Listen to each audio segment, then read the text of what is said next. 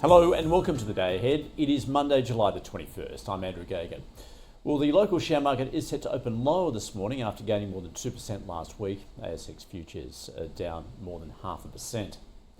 Global equities were little changed at the end of last week as investors weighed positive corporate earnings with the ongoing tariff threat, with reports that US President Donald Trump is considering new harsher tariffs on European Union products. On Wall Street for the week, the S&P gained more than 0.5%, the Nasdaq rose 1.5%, while the Dow barely moved.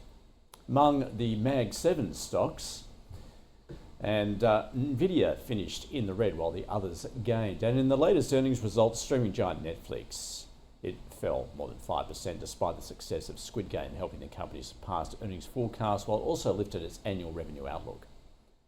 Charles Schwab advanced after posting higher profits, while Regions Financial shares jumped after raising its forecast for interest income. American Express beat second quarter profit estimates, but its shares fell. Industrial giant 3M fell after saying the impact of tariffs will mostly be felt in the second half of the year.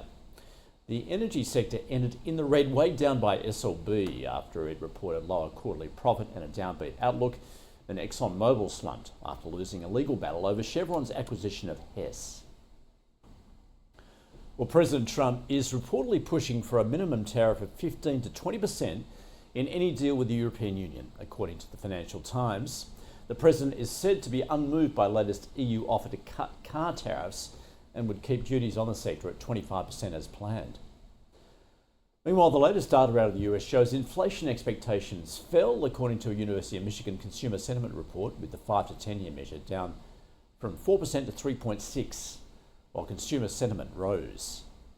And US Fed member Christopher Waller hinted he would dissent if the FOMC committee votes to hold interest rates steady at its meeting at the end of the month, saying the private sector is not doing as well as everybody thinks it is. Most of the employment growth we saw last month was in the public sector, and that means the private sector is not doing particularly well.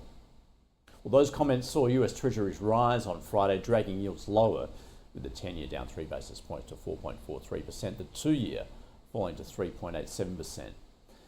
And the US dollar slipped on Friday but held on to weekly gains. The yen will be in focus today, with Japanese media reporting that Japan's ruling coalition has lost its majority in the upper house.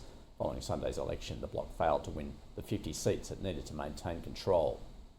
The Aussie dollar currently trading around 65.2 US cents. And Bitcoin is trading at 117,000 US dollars, the crypto sector's market value having eclipsed $4 trillion over the weekend. This as President Trump signed a law to create a regulatory regime for dollar-pegged cryptocurrencies known as stablecoins, which is expected to encourage mainstream use of digital assets to make payments and move money. Well, crude oil futures were little changed on Friday, despite concerns about oil supplies as the European Union's expanded sanctions against Russia.